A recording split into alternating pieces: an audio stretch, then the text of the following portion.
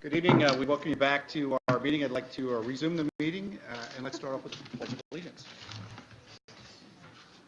I pledge allegiance to the flag of the United States of America and to the republic for which it stands, one nation, under God, indivisible, with liberty and justice for all.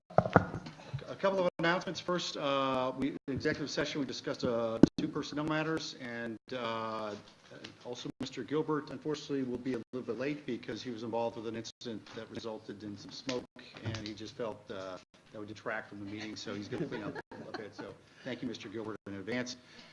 This is a budget hearing, so what we'll do here at this point is go. Mrs. Chase will come up and present the budget, and then we'll have time for public discussion. Then we will resume back to what we typically do, which is to adopt an agenda and then public comments. So go ahead, please.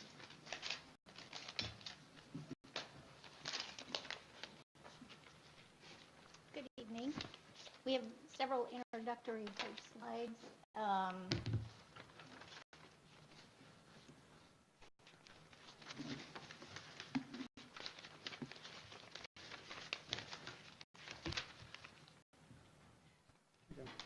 What's that? Okay. So we have several introductory type slides. I'm not going to go through them all in detail, but you can see kind of the actualization of the mission. Our mission this year was relevant, responsive, and responsible budgeting. We had several objectives, fiscal responsibility being primary, but there are several listed there. Again, not going to go through all the details, just wanted to point them out.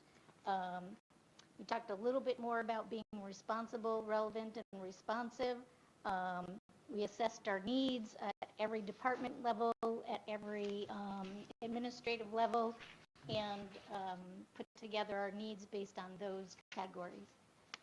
We also looked at value add, everything that we're adding to the budget. What value is it adding to student success or operational outcomes? Cost effectiveness, are we using the dollars wisely? Do they produce what we think they're going to produce? And if not, do we do something else this year compared to last year? And lastly, looking at revenue and tax impact, we kind of looked at the 3-year averages for the most part, just to see kind of where we have been trending and either where we need to go or, if we're out of whack, so to speak. There are a number of drivers as we put together the budget. The external mandated cost impact, those are things that we can't control, like health insurance, retirement pensions, SED standards, full day kindergarten, implications of a potential mandate there. So those are some of the things we first have to take into consideration. Then we look at instructional investments for our programs. Equity and outcomes is one of our priority areas. Special education is growing leaps and bounds. Enrollments fluctuating somewhat up and down, perhaps not as high as we expected them to be at this point, but we're watching them closely. Culturally responsive materials, looking at what we have versus what we should have. Mental health and wellness is another big area that we've looked at. We have a Saratoga Center for the Family that's within our district now, and we're expanding those supports throughout the district. Professional development is huge, and that's across the district at all levels, non-instructional, instructional staff, administrative staff. Everyone is being touched by professional development. And articulation agreements with college and career options and the CTA pathways, doing a lot with that area as well. Operational enhancements is kind of the last area we look at. We look at profile of an engaged classroom, future ready framework. We're doing a lot with those kind of furniture needs. Do they put us in a place that makes us future ready, makes students future ready? And along with that, obviously, is technology. Not only obsolescence, but also the technology needed to prepare for those future frameworks. Safety and building lockdown capacity, we've looked at a variety of things there. A lot of guidance comes out, and there's new and best practices almost every day, it seems, so we're monitoring a lot of those and implementing a lot of those as well. You can see them around the district within, the pin pads and the swipe cards and the blue lights and the lockdown drills and all of those things. And of course, negotiations. Right now, we're pending with STA, but every year we're probably working on the next set of negotiations. I believe CSEA is likely next. So all of those things are kind of in the background as we go forward. As we look at the numbers and putting together the budget, we start with 2018-19, our adopted budget. We look at sort of those givens, both mandated and program needs, if you will, contractual and trending numbers. So that's really that second column. We come up with our first draft budget, and then we look at the more strategic increases and decreases, and those are things that we're purposely doing to affect change within the district, whether it's programmatic, operational, et cetera. So these three line items constitute all of our salaries. You can see it constitutes about 55% of our budget, more than half of our budget. And if you look at the benefits, we're around 85% or beyond. So all those things I mentioned just previously really constitute a lot of the strategic increases and decreases, professional development, adding FTEs for E&L, English as a new language, the Aspire program at the High School West, expanding upon that, and professional development at the instructional level. On the administrative level, we're looking to expand our administrative capacity in special education. Again, that program is growing by leaps and bounds, so we are planning to expand there. And the non-instructional salaries constitutes some additional monitors at the secondary level, as well as professional development, and some safety and security type things. Moving on to equipment, we have within this line item in the strategic column $275,000 for those future ready grants. We've set up a process this year looking at specific furniture requests and things that are going to enhance the classroom. So we're excited about seeing where that goes. We've done a lot of viewing of sample items, and I assume that'll continue, but it's been a very interesting experience. We also have some safety and IT items in the additional equipment line item as well. Under contractual, a lot of that is security and safety, some additional facilities monies. We did have a transition in our director of facilities this year, and our interim director of operations in the back has also been a new set of eyes for us this year, and we're taking on quite a number of projects. So we beefed up those line items to ensure their success there. You'll notice we did not increase the textbook and library codes. The aid that we get from the state on those line items are per student, so we're maximizing that aid right now, and while we may still spend more money there if we decide that's where we need to, right now, budgetarily speaking, we're already maximizing the aid there. On the BOCES line item, the big item there is the elementary science kits. That's a mandated change coming down the pike that we're addressing this next year through BOCES. And again, there's some additional special education needs for BOCES that we'll be addressing as well. Under supplies, most of that is probably operations and maintenance type supplies, but there are some instructional materials there, getting back to that culturally responsive instructional materials goal that we had set earlier. Oddly enough, benefits is one of our biggest line items at 26%. You'll see that it's actually going down in the strategic column by $160,000. We're fortunate that we had some decreases in teachers' retirement this year that put us sort of in a net negative. But health insurance usually far outweighs that. Our health insurance line is $26 million. I'm happy to say this last year, by year I mean calendar year, we actually saw a freeze in our health insurance rate, which I don't think happens ever. But we were fortunate to see that happen this year. We've had very good experience and very good strategic planning with our brokers. So we're hopeful we're going to continue to see those trends, but that accounts for why we're actually seeing a bit of a decrease this year. Moving down to the next line item for transfer to other funds, the big item here on the very bottom is debt service, which is what we call our mortgage payment. Whenever we borrow to put on additions or do renovations, that's the line item that we use typically over a 15 or 20 year payback period. We're actually seeing a decrease this year of $500,000, which again provides some flexibility in our budget. And we will continue to see that drop even though we've added a couple of projects that have been approved by the voters over the last couple of years.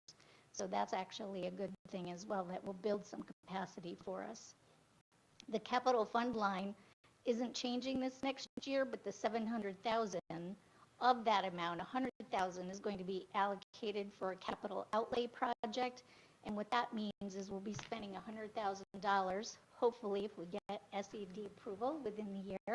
And that allows us to get full aid in the next year, 100%, as opposed to timing it over the 15 or 20 year payback period that is typical otherwise. And that capital outlay project, by the way, is going to address the Orangen roof. As I said, we have a new director of maintenance this year, and upon evaluating the roofs, the different levels, the impact of snow and ice, we've decided that we really need to address that to ensure that we don't have any unintended consequences there.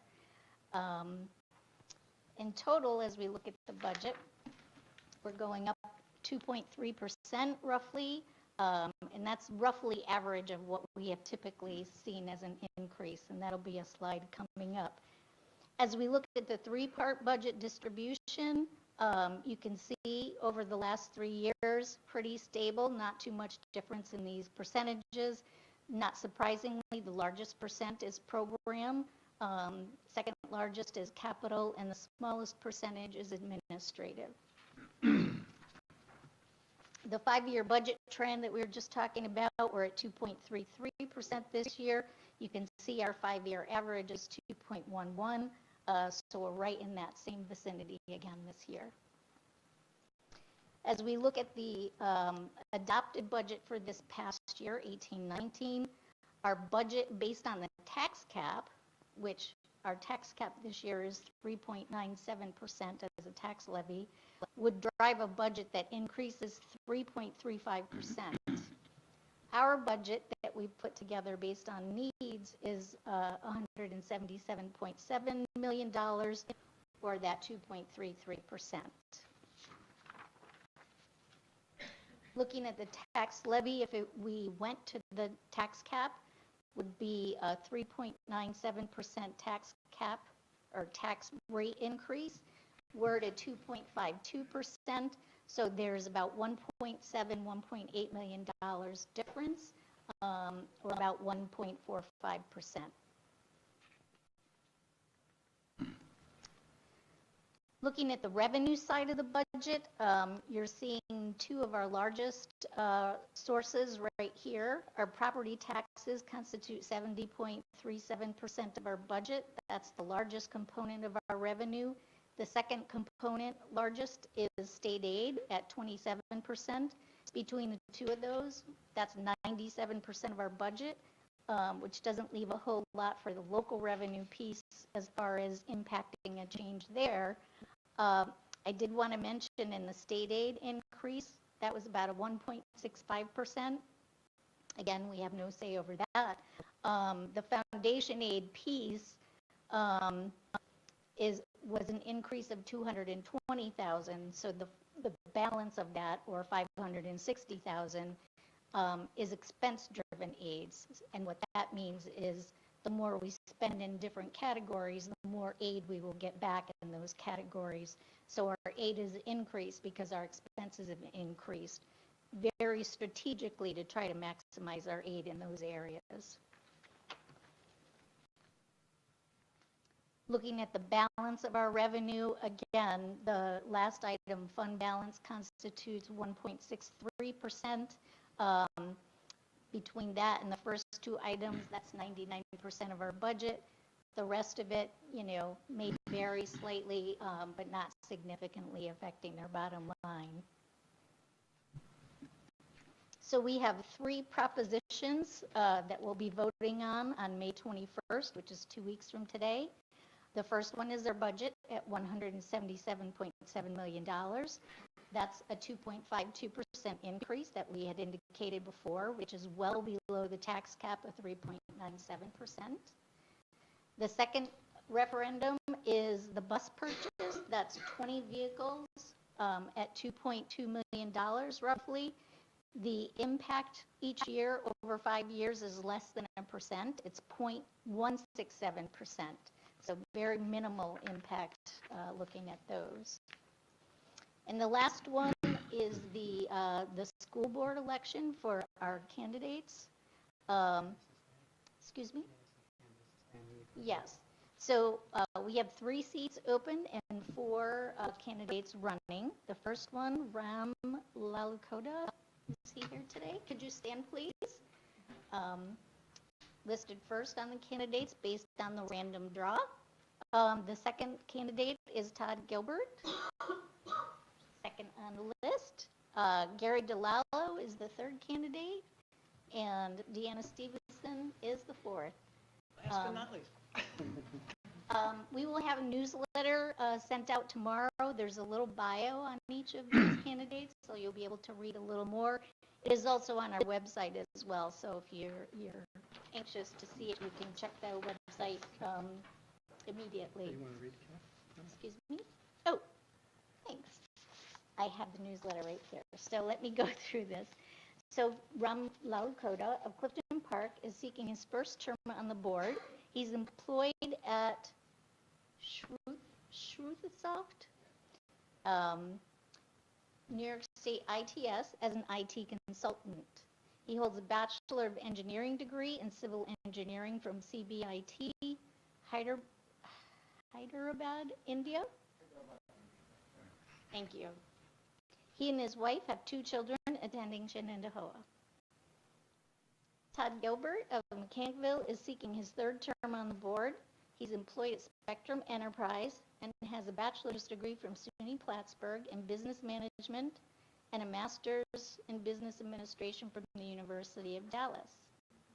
He lives with his wife and 2 children who attend Shenendehowa.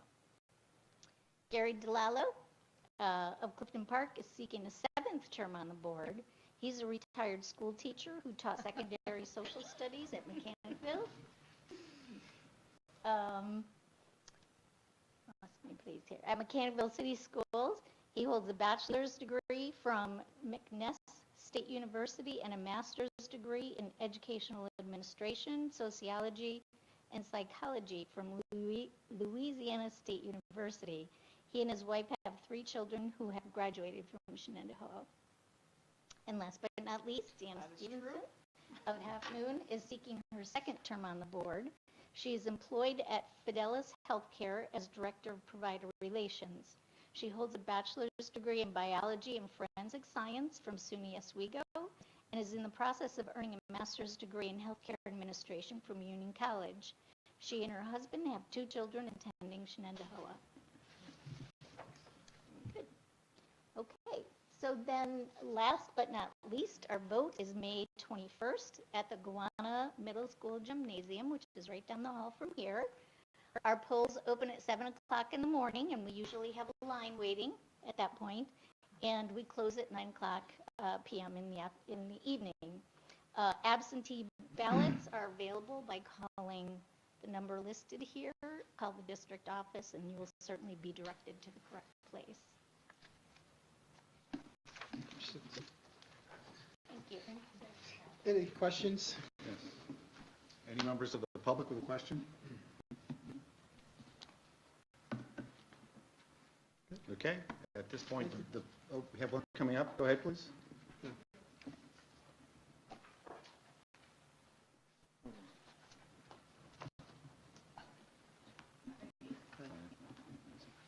It's not so much questions, but I came with information. Came to provide you with some information about an event. I sent you an email previously. I'm sorry, I didn't make a folder. I should have. Okay, thank you very much. We can pass down.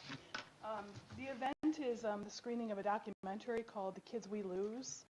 And the event is on June 2nd at 1 o'clock.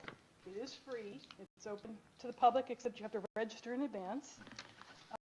Although there is a waiting list, and should we have room and you're interested in coming and you'd register, we'll welcome you in. But the doors open about 15 minutes prior to the 1 o'clock start time. The program is free. We currently have 149 out of 50 signups. Although we can seat 200, I held back 50 spaces in case there are people that would like to join us who have not registered. And also on the day, we can include some people that have not registered that are critical to our community. We have opened this up Capital District-wide. So we have people coming from their parents, educators, people from other institutions coming from multiple counties all around us. Now, what is this about? This is a documentary put together by Dr. Ross Green's organization, Lives in the Balance, that focuses on the growing crisis in schools and other settings where children are with behavioral challenges. And the documentary is a balanced approach that recognizes the difficulties and challenges of educators, because it's a very difficult problem to deal with, while at the same time recognizing some of the struggles of the kids and the families, and also the toll that it takes when those behavioral challenges are not, handled in the best way. And unfortunately, throughout this country, there's a lot of difficulty in dealing with these challenges. This documentary really shows that some of those practices can make the problems worse, and then we need new approaches. Now, although the documentary itself is not about what do we do instead, I do want to say that Dr. Ross Green, if you go visit his website, livesinthebalance.org, there's plenty of information on the website about how these problems can be addressed. And the philosophy behind this is that the kids with behavioral challenges are not misbehaving because they want to misbehave. They are misbehaving because they are lagging in certain developmental skills. And Dr. Ross Green's method, collaborative and proactive problem solving, is a method for helping teach those lagging skills and also solve the problems. And I had the pleasure to go to one of his programs last October, and it was amazing to hear the approach and how it works, and it can affect all kids. Okay. It'd be good for all kids. Okay, thank you. Okay. Yes, thank you very much. Good. Thank you. Hey, one of the things we do that's unique to this meeting is the public hearing on the budget is sort of a separate part. It's sort of a pre-meeting, and at this point, we want to make sure that any other comments related to the budget from members of the public. If not, we're per the agenda. Let's go on to item 1. Can I have a motion to adopt the agenda? First, Mrs. Hoppins, second, Mrs. Rajat. Comment, questions? If not, all in favor? And then let's go to Board of Education comments and reports. So, Cam, anything you wanted to start off with? Not too much from me tonight. The only thing I wanted to mention was to wish luck to all of the students taking an AP exam this week and next week in high school. Thank you. Mrs. Miller? Good, thank you. Okay, go ahead, Nick. Well, thank you, Gusta. Okay, I have a few things I really want to mention tonight. First, I want to congratulate our high school robotics team, the Rocketeers, also known as Team 20, for a really impressive showing at the World Championship in Detroit. They placed 8th, and this is quite an accomplishment. For those who follow this program, they were eliminated in the quarterfinals actually due to just really bad luck. My heart went out to them. They worked really hard. They really shined, and I know they're going to be back next year. Also wanted to shout out for our boys and girls track team for the Colony Relays. They really they did a great job, especially the boys, considering they didn't have any sprinters present. But I also wanted to point out that we have our Shen Envy. That's the big track meet, outdoor track meet. That's this Friday at our high school. Please come and support that program. Earlier this afternoon, we also recognized the employees in the district that have been here for 25 years. And I'm not going to say too much on that because Christina wanted to talk to it. I just wanted to say congratulate to the 16 and point out that in addition to those 16 new employees, there's 82 that have over 25 years experience for this district that are still employed. That's impressive. It speaks volumes for the district, and just want to say congratulations to them all. This is also Teacher Appreciation Week, and having a senior, we're currently going through an exercise where we're trying to identify all the teachers over the years for the last 13 years for K through 12 while attending Shen, and I identified 75 teachers, and these are core teachers as far as English, science, math, social studies, PE, etc. And of those 75, there's 71 different teachers, and this is one child in the district. And the reason why there's 71 is because some teachers, like orchestra, you have them multiple years. So this number does not include the coaches. He has had several coaches over the year through track, and also club teachers. So it's given me pause to just appreciate what has gone into educating one child in this district to get him for his entire educational journey. And I feel it's important to thank those teachers that have provided him a quality and memorable education.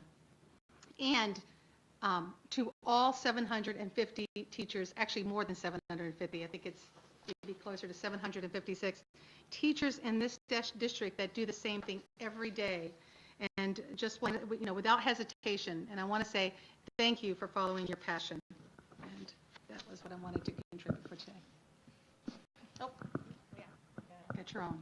Since we have a very full agenda, I'll be very brief. I just want to say we're looking forward. This is the time of year as the students are working. Well, they always work hard, right, Cameron? But continue to work hard, especially when you have that, summer fever already with many of you. But you guys are staying focused. But we have many award ceremonies coming up. The undergrad award ceremony May 16th, and then the seniors award ceremonies, both of which are my favorites, when you see the accomplishment of many of the students, and never ceases to amaze me on the wide variety of talents, but the extent of the experience that these kids have that in my so many years of my life, I won't say how old I am, that I haven't even accomplished what some of our students have. It's really impressive. So looking forward to all those award ceremonies and many other year-end activities. And then one last plug is please, please, please, everyone get out and vote for the budget. We have such a healthy budget, and unfortunately, I think when we do, people take it for granted that it will pass. But really, we'd like to see an increase in the voter turnout, just supporting all the efforts that are being done by this district, all the hard work of our staff, teachers, administrators, the board, and of course, always in support of our students and their achievements. So please encourage other folks to get out, not only for the budget, but also for the board seats. Again, a very important process. So please tell everyone to get out and vote. So that's all I have to say. So my one comment was the same as yours, which was please just get out and vote. And we should always be thanking our teachers, but especially this week, being Teacher Appreciation Week, I too just want to make sure that we're all out there. Sorry. I can talk. So thank you to the teachers. Mr. DeLauro? I really wanted to report on a session that I attended at Columbia University, a symposium on equity. It was sponsored by the Urban Development Center at Teachers College and the New York State School Boards Association. It was an all-day session, And we had several breakout opportunities with various topics, and over the course of the day, you only had an opportunity to attend 2 of those sessions. There were also keynote speakers, but aside from the mechanics of it, I guess I went in with the presumption, shall we say, that when we were talking about equity, we were talking about funding equity, because this is an area that we always have to deal with at the time we're lobbying or advocating for increased school aid and so forth. And of course, that is a very important topic, particularly for our urban schools and so forth that are underfunded vastly. But this equity had a broader application, similar to what we're talking about when we talk about equity for success. We're talking about providing all of the things that the people need, all of our students need, according to their need. There was a graphic that I thought was very good. You can talk about equality, and you could use a balance, and you'd see that the balance had both sides of the scale would be on the same side. But the graphic they used to portray equity was one with an individual holding a pencil up over their head, an adult, pretty high. And you had a couple of kids underneath on either side of the individual. And they were both reaching up for the pencil. They weren't reaching it. It wasn't lowering the bar. That's significant. But on one side was an individual who was standing on the floor or on the ground. On the other side was an individual who was much smaller, and they were standing on a pile of something. And that represented what we have to supply for the students who need extra support. We bring to bear what the student needs. And I thought it was a very effective graphic. And that was really, in all essence, the major theme of the entire symposium. But it went beyond what you would consider to be your normal things, like making sure that there are various support services, psychological and emotional support services, which are not so conventional, a growing area of need, but also differentiating how we address students and deal with students based on their cultural variations, because they don't necessarily respond to the same situation the same way, given the way they were brought up and their values and a part of their culture. So it encompasses a whole lot of things. It's very complementary to our efforts on inclusivity and diversity, but it's really a major component. And like those other 2 efforts, it is applied to all our students so that all students can reach their level of success. I think it was well worthwhile attending. Thank you. Ms. Stevens? Just real quick, we talk about community engagement and how much more as a board we want to get the community involved in all the topics that we talk about, even when we start talking about the budget process and how we develop that budget process. This budget doesn't happen by accident. This is a lot of work on everybody's part. And I'm just so happy to sit and call my colleagues around this board table and be able to contribute to such a extraordinary success. So again, just saying thank you. And we do need everybody to talk about community engagement, civic duty, right, Cameron? We got 18-year-olds out here. I hope you're going to vote. So please, the numbers keep going down every year. We want to see them go back up. So please, May 21st, come on out and vote. Thank you. I've got 2 things. One is the budget overall. I'd just like to reaffirm, we do things based on servicing a true need. That's one of the tenets of our philosophy here, and I think that throughout the year we definitely saw the true needs come forward and being well served. The other thing is we have to look at just what's happening in districts in New York State. I would call this a budget year of high stress. There are school districts that are having to make cuts in people and programs. We didn't have to do that. We're adding more selectively, judiciously, which gets back to what we do year after year. We improve in a very steady, strong ramp, and the ramp does not fluctuate. Whereas other districts, Sometimes they get too much and they overspend, and then they get penalized a year or two later. We're not doing that. We don't have those organizational challenges of having to cut people or programs. And so thank you very much for keeping this going year after year.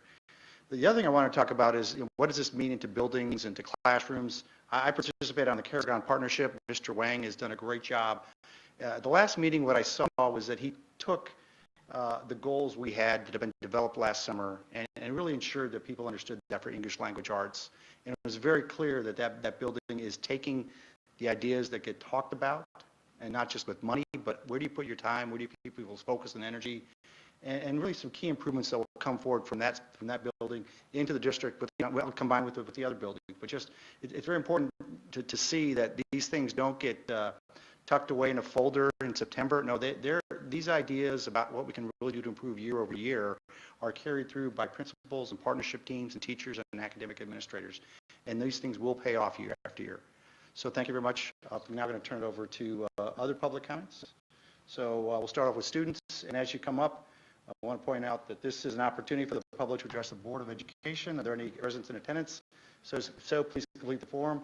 We will not address specific comments, but ask for your name and address and follow-up as necessary. We remind residents that the public comment portion of our meeting is only one item on a long agenda. We therefore ask that each speaker be succinct as possible.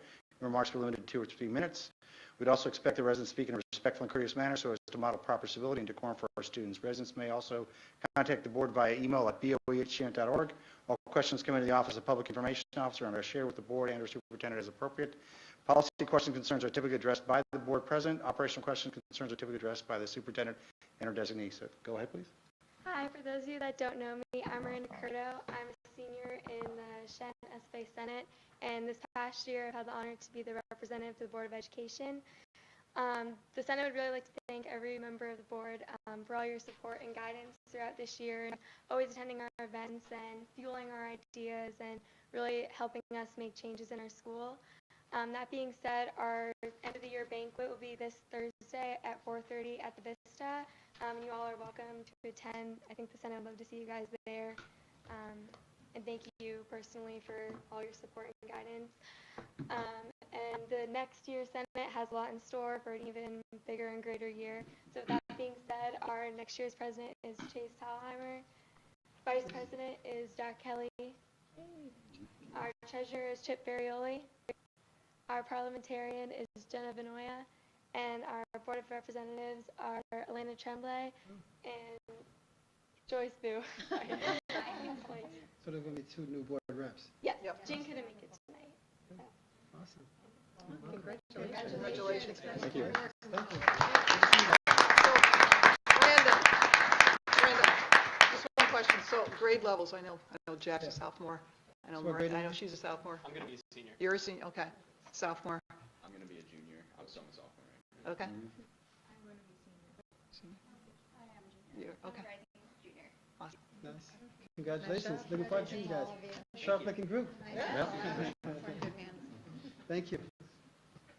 Do you have any other members of the public? If not, we'll turn over to superintendent comments. Report. Thank you very much, Mr. President. Just one budget thing I want to emphasize.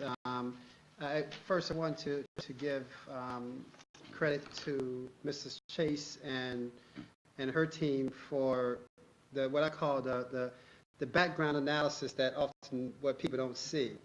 Even internally, people don't realize the significant numbers of hours, and Kathy's to the point now that she has 2 big screens to analyze all the different what-if scenarios, and we do a lot of what-if scenarios with the budget stuff all the time, so that when we present this forward-facing budget, it seems logical, because it should be logical, and that's after a lot of work behind that.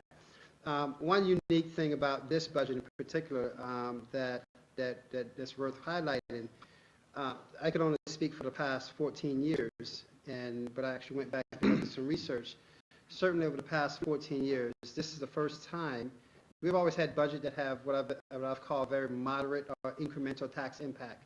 So when you really look at the tax impact of Shenandoah budgets, minimal. For the past 2 or 3 years particularly, if you live in the town of Half Moon and Clifton Park, which makes up the largest portion of our our resident population and student population, very small incremental impact on taxes unless you have to live in a house that the valuation just went through the roof for whatever reasons. However, we're going into this budget cycle, the number that we use to calculate the tax rate is actually going to be less for this budget than it is for the current year. And so when you think about that, if all valuations of houses remain the same, essentially everyone will be paying less taxes. And that's pretty remarkable when you think about, we have a budget that the budget impacts about 2.3, the tax levy is 2.5, but the actual impact on taxpayers is actually going to be less. You ask why? Combination of things, and this is where I give kudos to my partners, if you will call it that way, in municipal government, because, and I give kudos to the residents of the community. I give kudos to everyone who works for our school district. I give kudos to everyone that makes living in the Shen district attractive. As more businesses move into the district, as more residents move into the district, the value of our district goes up. And so subsequent to the socialization of the costs is lighter. And that's something to be said because, as Mr. DeLallo pointed out, when you look across the state, in particular if you say go to Western New York, a lot of these communities are hemorrhaging in terms of economic development and things of that nature. And so we're fortunate here, and we don't take that for granted. And if you recall the slide that Mrs. Wetmore Chase pointed out, that our tax cap allowed us to go out way higher than we went out. So we don't put a budget out there just because we can. We put a budget out to reiterate Mr. Preston's point, that we look at the needs and make sure our services follow those needs. And so I think those are important points that our taxpayers need to know, that we look at the budget first and foremost in terms of what we need to do to ensure our students are prepared for success.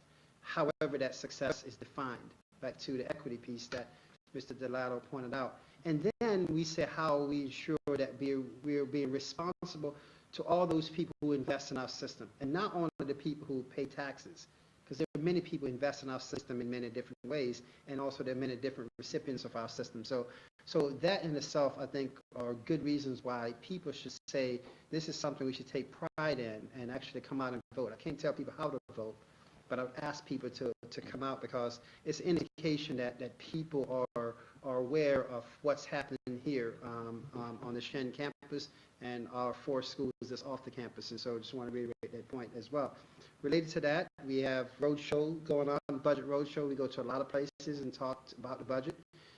Thanks to Mrs. Stevenson, who was in attendance when we went to the town of Half Moon to present to the town board and the senior citizens. I actually love that meeting because every person that think that I could be their grandkid, it's like walk in there, all want to offer me cake. I'm like, thanks, I can't have that much cake. It's great.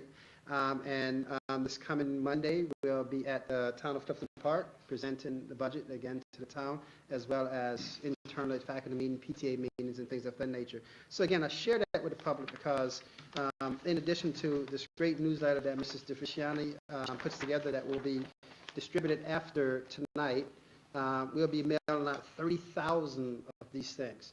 And to the point where sometimes people say, well, I didn't get mine until 2 days before the budget. The reality of it is we cannot mail them out until after we have the budget hearing. And the budget hearing dates are also prescribed by law. So we have this window, and this is United Postal Service does a great job. However, getting 30,000 of these things out takes time. And so I say that because sometimes people say I didn't get information, but I give kudos to our local newspapers, be it the Community News, the TU, the Gazette. They put a lot of budget information out there. We have tons of information on our website. So I always say, when people say, I didn't know, this is not an excuse, quite frankly with you, because between the road show, between social media, there's a lot of information out there because it's in our best interest for our larger community to know, to have a very transparent process to know our budget booklet itself with all the detail codes. If you don't mind holding up, Mrs. Rajat, that document is in the public library, it's in the libraries here, it's available, it's online in the PDF format for those people who want to go through the line by line, it's there for the taking. So again, I want to emphasize those points because a lot of thought goes into the process as we move. So we're pretty excited about the budget process and the things to come. So, and this all happens because we have a board that's focused on the best interests of kids.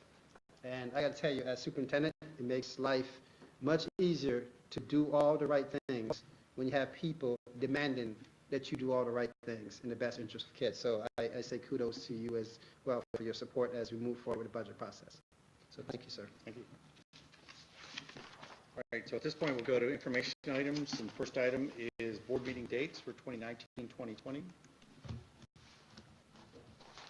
So I just want to, so I shared this with the board, and we'll be asked to approve the dates. There's a recognition that summertime is always tricky.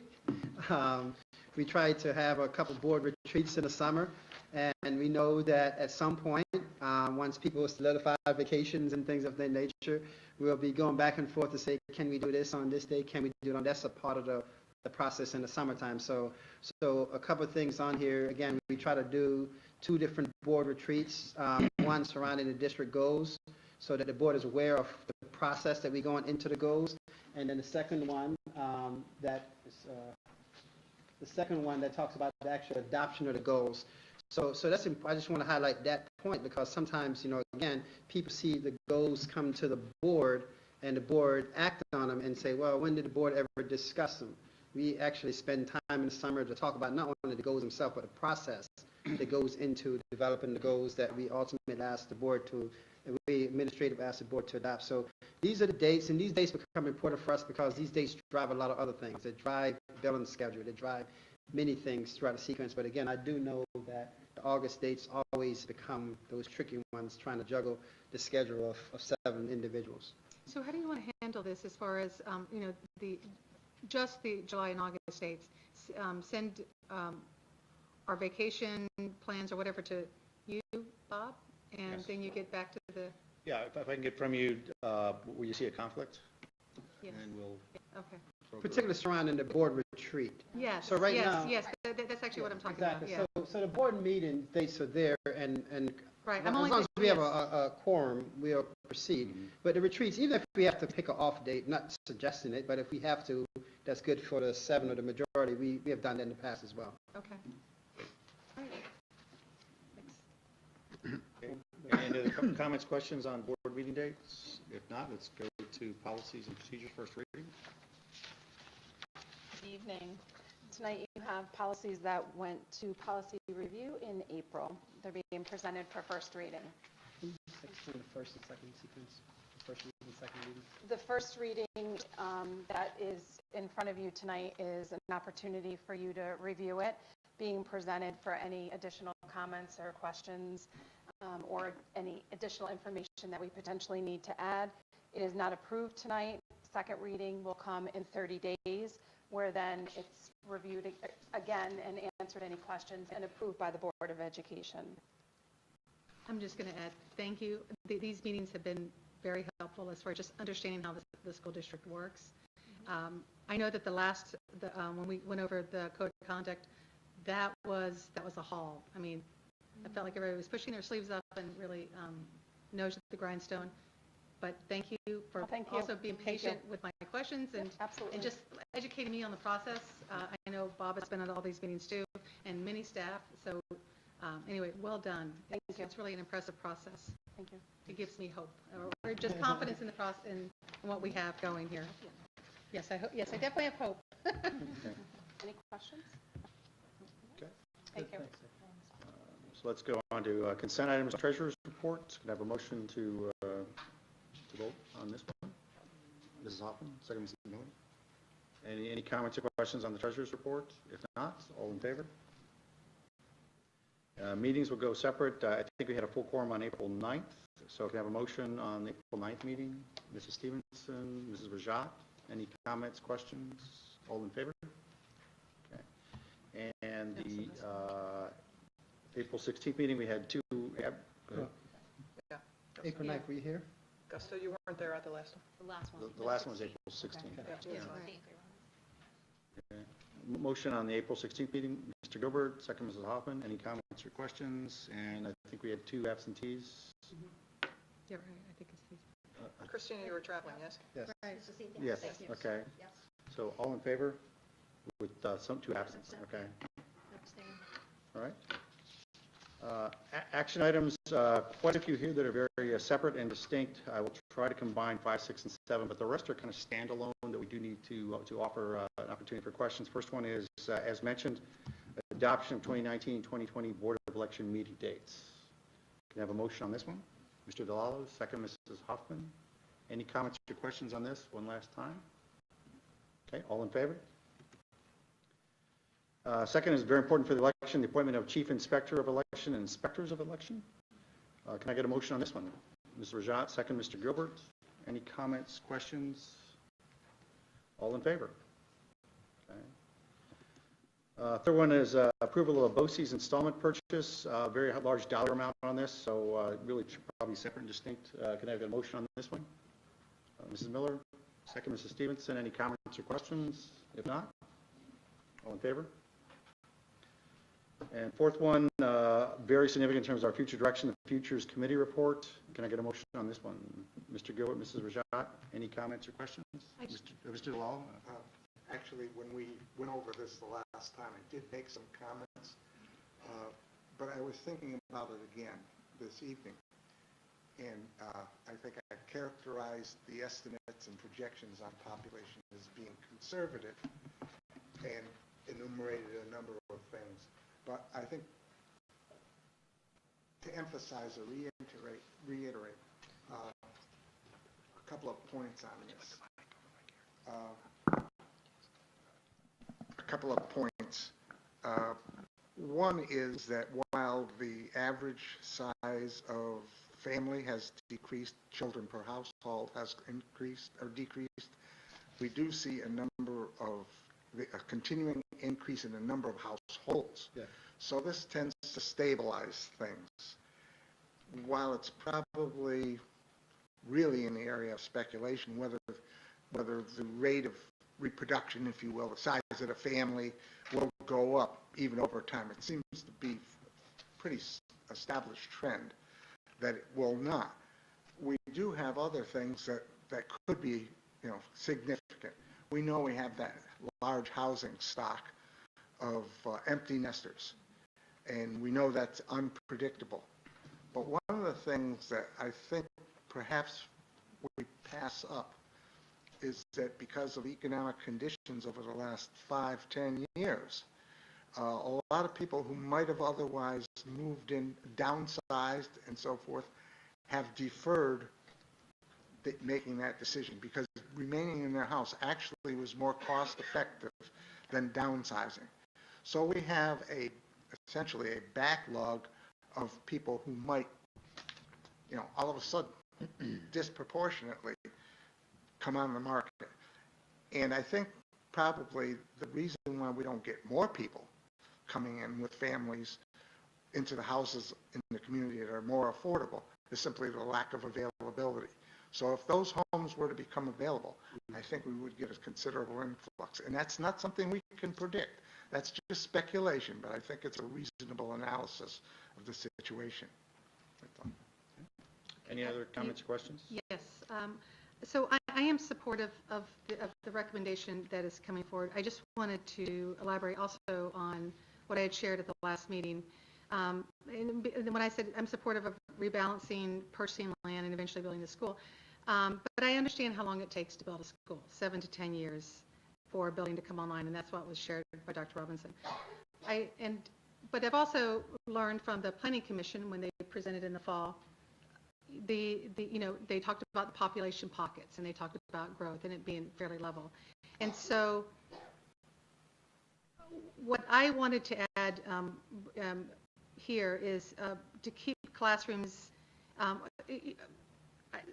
actually I'm not going to say everything that I had prepared for this, but it was sharing what was shared in the fall when the presenter, and his name escapes me, came and talked about where we For the currently enrollment at. forecast. For the enrollment forecasts. And that's what I keep looking back to, at those population pockets and schools that are at capacity, and I understand the points that were shared. You know, we go to great lengths to keep from going over capacity, whether it's moving a child to another school or bringing another classroom online to keep the numbers down. But schools that weren't, you know, my issue is these pockets. So one of the things I just wanted to re-emphasize is that instead of relying on the short-term fixes like the few I just mentioned, as far as squeezing in, using space that's maybe not necessarily intended to be a classroom, to bring it online as a classroom, and stretching these buildings, to actually look at these population pockets as we go out. The same type of analysis that we're doing with the big picture for the entire district, and look at them, and then let's make some decisions, because we're asking, we want it to be an equitable, positive, we're talking about the supports that you mentioned earlier, making it possible for, to bring everyone up, looking at those, and then coming back to the board and sharing what you found, and so that we can make an earlier decision, and rather than waiting 7 to 10 years, because then these kids have moved all the way through, and they've been at a disadvantage the entire time. So that's the only thing I wanted to add to this is just looking at that, and digging in a little bit deeper, and seeing what we have. So that's I see it, but it doesn't really say that. That's exactly what it. So okay. we use the term redistricting, and everything that you said is encompassed in that process. So I think it's a term definition piece. It could be. And so everything that you spoke about, that is what redistricting does. We look at, for instance, just not to prolong this too much, a few years ago we looked at middle school.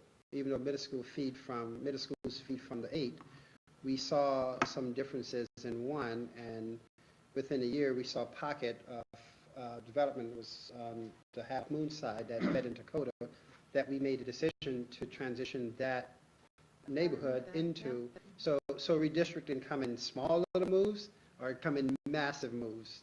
9-10 years ago we made a massive redistricting. So there's not any one.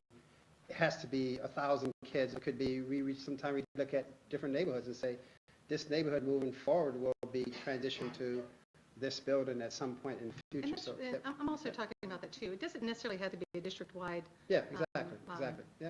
But I do feel that, because we've been watching the same thing affect the same buildings for now many years. Yep. And so it's my hope to alleviate that pressure. Duly noted. Yeah. Okay, thank you. Exactly. Any other comments, questions on the Teachers Committee report? Okay. All in favor? Okay. We're going to combine 5, 6, and 7. Actually, Bob, can we not combine 7? I cannot, that's a conflict for me. Oh, yeah. Okay. So 5 and 6. 5 and 6. Yeah. Okay. 5 is bid for PE supplies, floor refinishing, electrical contracts. Other is 6 is in professional development service. It's also on a contract. Can I have a motion on this one? Mr. Gilbert, second. Mrs. Stevenson, any comments or questions on 5 and 6? If no, all in favor, 5 and 6? Okay. Number 7, Mr. Gilbert is not voting. He's abstaining. Would it be possible to open up number 7 and go to the bottom of page 2? I thought... There's some additional information we'll share with the board. Yes, there's additional information. If you can go to the bottom half of page 1, I thought this was very compelling. One of the things, I look at the bids because any dollar we can save in terms of services is more money that can be put in books for cultural competency or get additional mental health supports, things like that, additional coaching where we need it. And how you get to service more of these needs is by making sure you make every full use of educational dollars. So, we're saving money, $5,100 annually. Okay, by that work going forward. If you scroll up a little bit, you got 5 companies competing, actually 4 companies, but clearly getting them to break out their information on a bid. They're doing their homework. They're trying to get this business, so they tend to compete. We want to get these guys to compete. And when you look at all these bids and all the bid work, particularly from Mrs. Chase and her crew, we do a very good job of holding these costs down through proper bidding. And I wanted to highlight that. That is something that is very important to make full use of these educational dollars. Any other comments or questions on number 7? If not, all in favor? We need to go back to a motion. My mistake. Can I get a motion on number 7? Motion. Mrs. Stevenson first, Mrs. Rajat second. All in favor? Okay. Let's go to number 8. This is a very powerful part of how we also make use of our resources here at Shen. That's the contract extension of the Freeman Project Management Services. Can I get a motion on this one?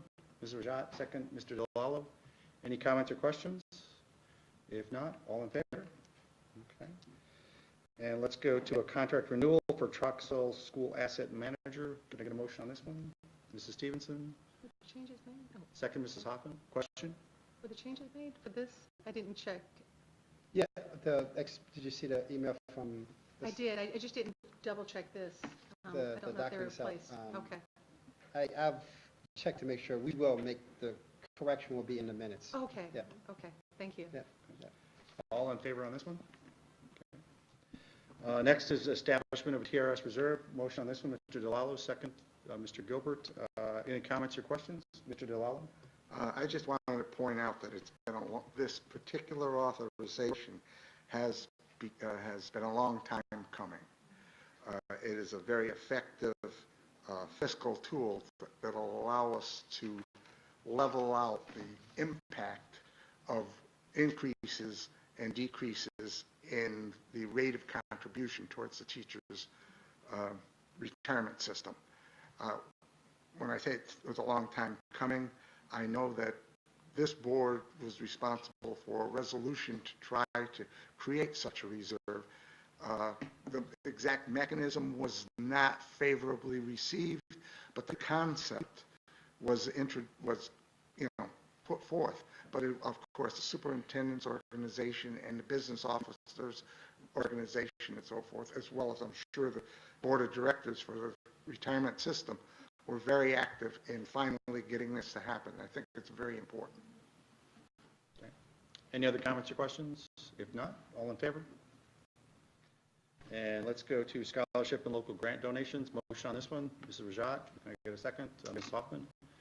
Any comments or questions on this? With appreciation. With appreciation, gratitude. Okay. All in favor? Okay. And number 12, fairly unique item, shelter agreement with the American Red Cross. Can I get a motion on this one, Mr. Gilbert? Second, Mrs. Miller. Any comments or questions?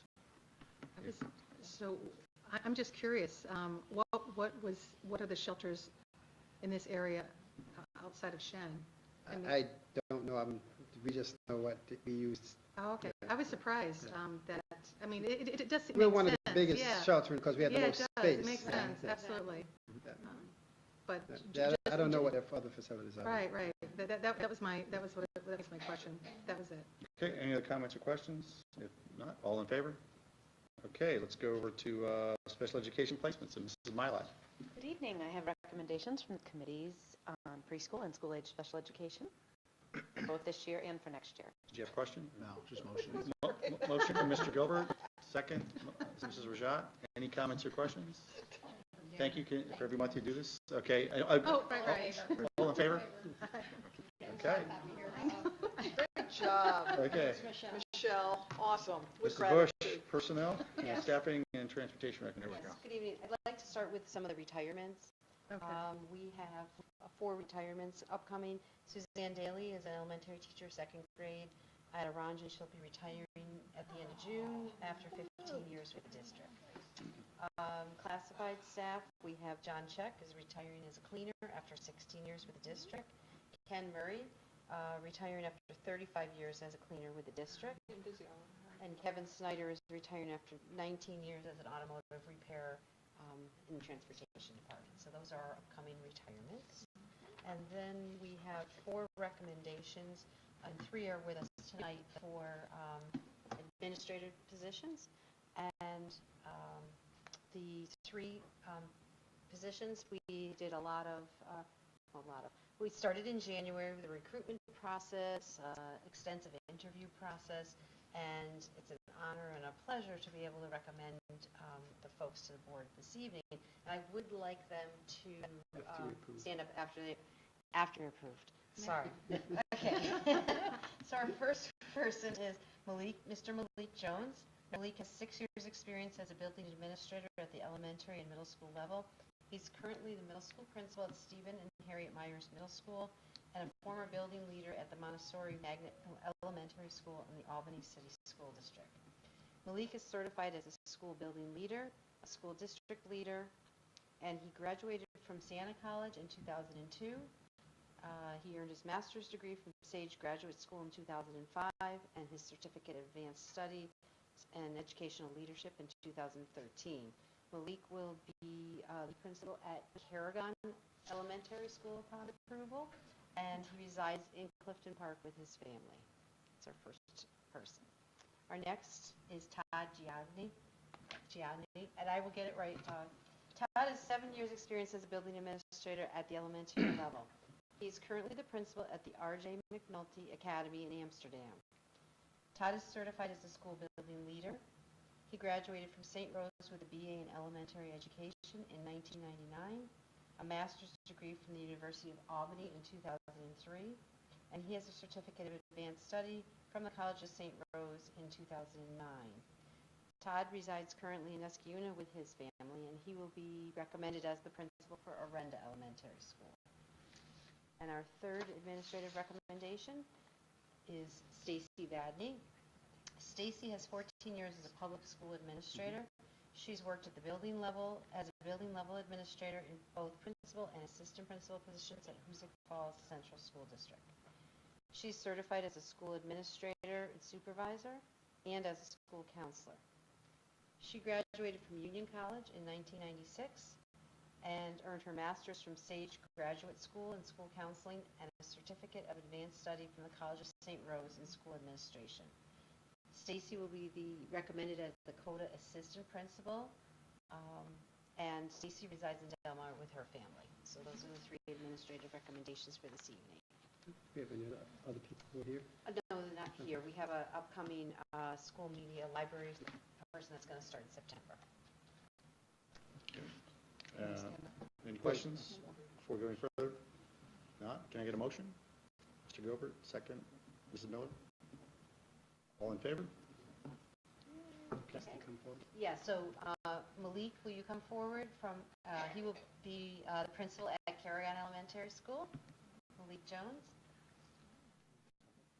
Todd Giagni will be the principal at Orenda Elementary School. I should have his daughters pronounce his name for me if you want to come up.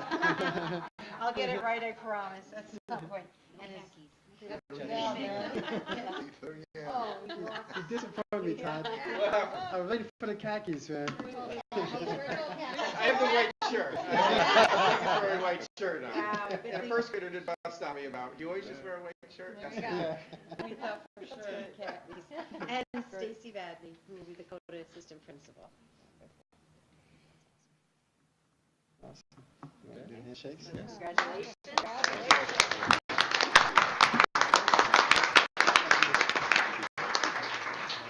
Congratulations. Thank you. Yes, thank you. We'll try my best. I know we're going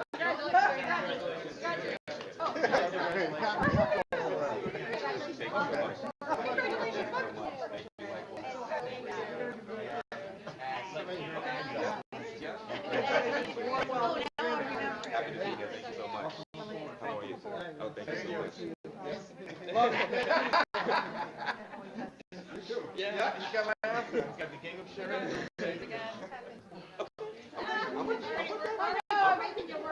I'm okay with that. Thank you so much. I appreciate it. Thank you. Thank you. All right. Okay.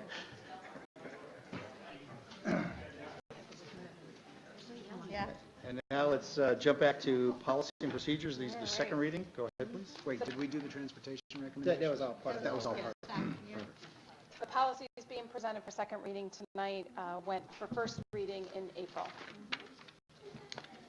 Motion from Mr. Gilbert, second. Mrs. Hoffman, any comments or questions? All in favor? Okay. Thank you. All right. At this point, we have time in the agenda for any additional public comments. Is there anybody out there that would like to make a public comment? If not, we will continue with policy review. Tomorrow we have a 2-hour meeting scheduled to go on the next iteration to also review the first well. So the policy drumbeat continues. Can I have a motion to adjourn? Mrs. Hoffman, second. Mrs. Rajat. Any comments, questions? If not, all in favor? Thank you. I make a motion.